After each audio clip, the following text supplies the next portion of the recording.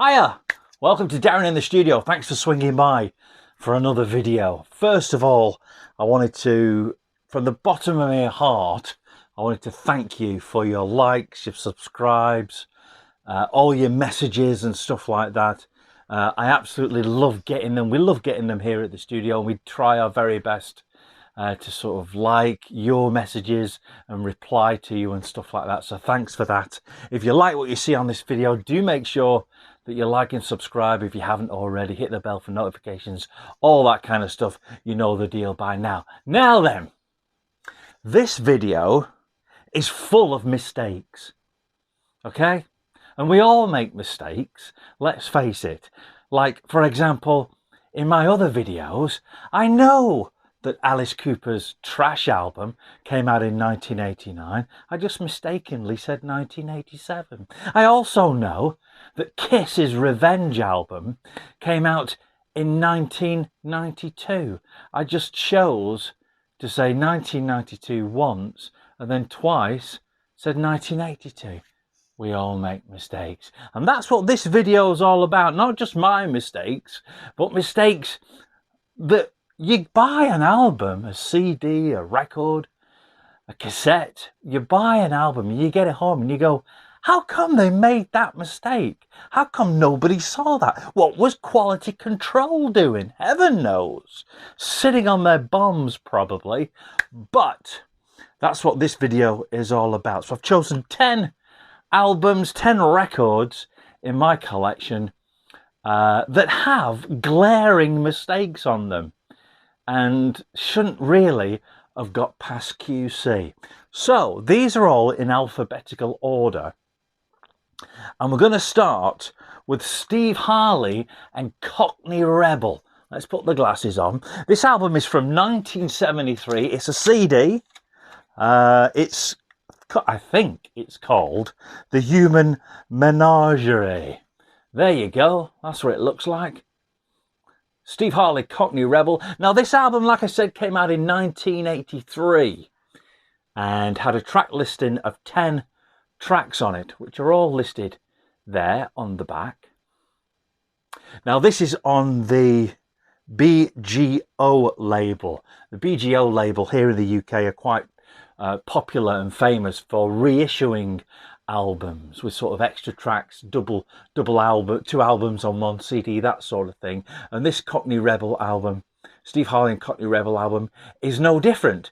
But what the mistake is, they forgot to include the 2 bonus tracks that are actually on the CD. Now the CD doesn't mention the bonus tracks either, but there are 2 bonus tracks on this album. So I had to go to the old PC and look on the World Wide Web for this album, and on Discogs it lists it as this version, and they must have remade it and mentioned the 2 extra tracks. The 2 extra tracks are track 11, Judy Teen, and track number 12, Rock and Roll Parade. I had to print the track listings off, and that's what I now have inside here, so I know what the track listings are. So that's mistake number 1, a reissue that doesn't list the 2 bonus tracks. Next up, first of 3 records that I have from Alice Cooper. Now back in 1982, a record label by the name of Accord put out this album.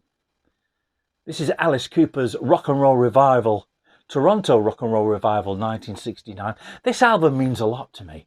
This album, the recording in 1969 was made on the 13th of September 1969, and that's my birthday. So this album the recording is as old as I am. Like I say, this came out in 1982. This is the first time that these recordings were released. 1982 was the first time that these recordings from the original Alice Cooper group were released. Now then, you might be thinking to yourself, well, what's wrong with that, Darren? Well, the thing is, when the company who first put out this album got the tapes, they just put whatever was on the tape onto this album and released it, because they thought everything on this album is Alice Cooper, because it says Alice Cooper live at the Toronto Rock and Roll Revival, September 1969. But the first two tracks, Ain't That Just Like a Woman and Going to the River, which is two studio tracks. The first one, Ain't That Just Like a Woman, is the first track on side one, and Going to the River is the first track on side two. These aren't Alice Cooper at all. These were just songs which were originally featured on that original master tape. When it came to recording the band in 1969, they just used this tape, realised it had two songs already on it, and started to record the Alice Cooper group after those first two studio tracks, and they didn't know who they were.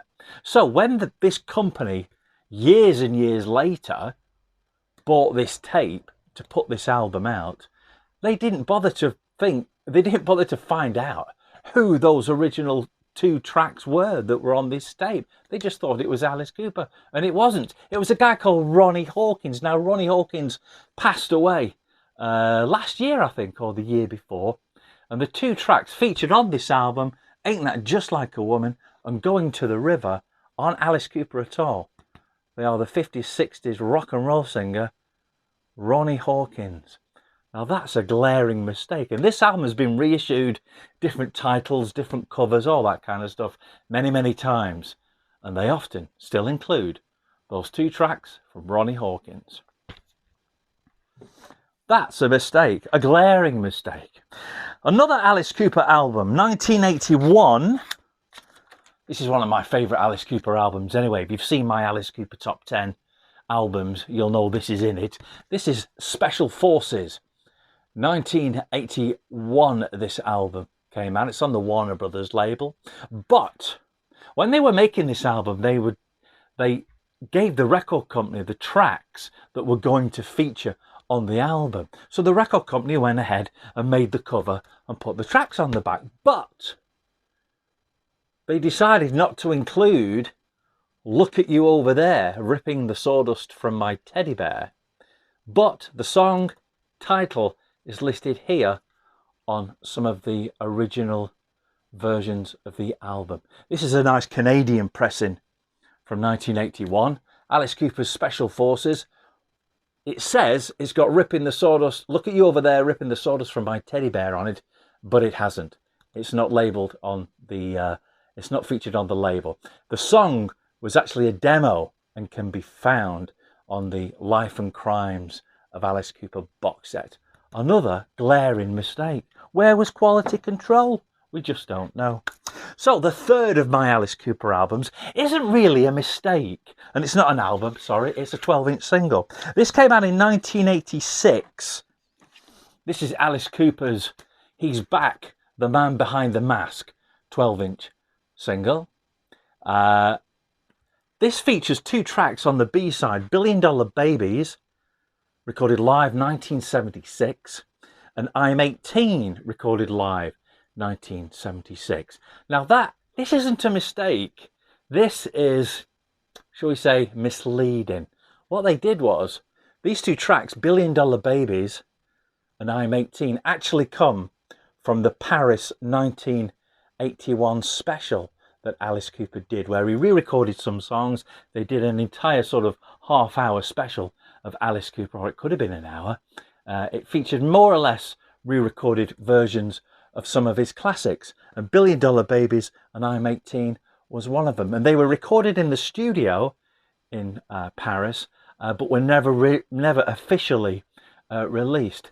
MCA Records, that put this out, got these two tracks, studio versions, studio re-recorded versions of $1 Billion Babies and I'm 18, put a live tape of an audience on them, and said that they were from 1976. They're not.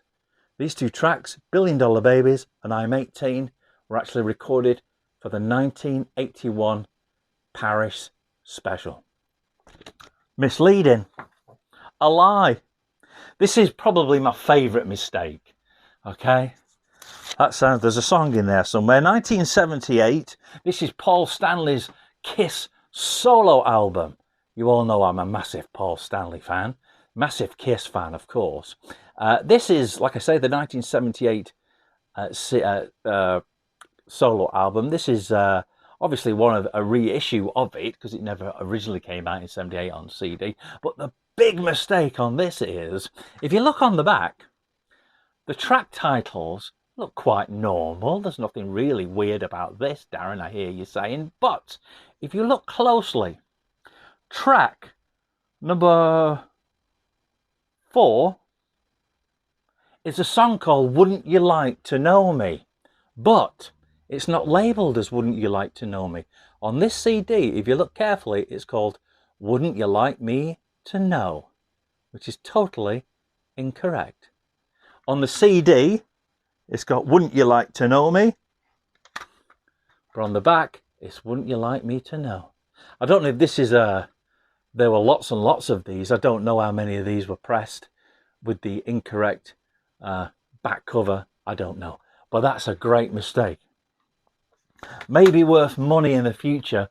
I don't know. Next, we're going to 1979 with Led Zeppelin. Now, this is possibly worth a little bit of money. I don't know whether it is or not. It might be. This is the In Through the Outdoor album from 1979. It's in its original paper bag. I'm not sure if it's an original pressing or not. But what's wrong with this album, I hear you saying, Darren? What could possibly be wrong with it? Well, if you look at the actual record itself, of the vinyl, as we call them now, they're records, aren't they? We've got side 2. You see that there? You'll see, if you pause the video, that says side 2. If I flip it over like this and show you the other side, you'll also see that says side 2 as well. This album has been misprinted.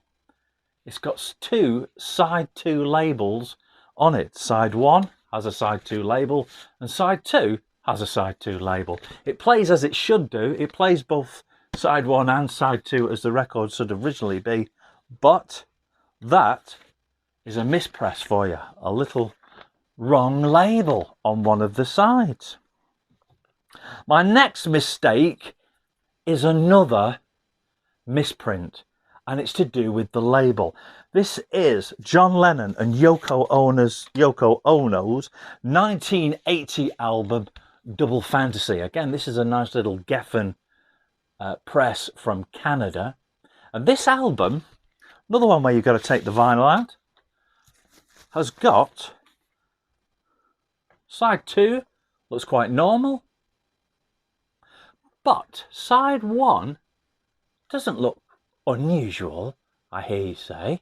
But look, if you look very closely, this label is actually, it's got 2 labels. It's been printed with 2 labels on it. How did that get through to quality control? Well, we're glad it did. The chances are they just didn't see it. The person putting the record into the sleeves, they just didn't see it. 2 labels on one side. John Lennon and Yoko Ono's Double Fantasy.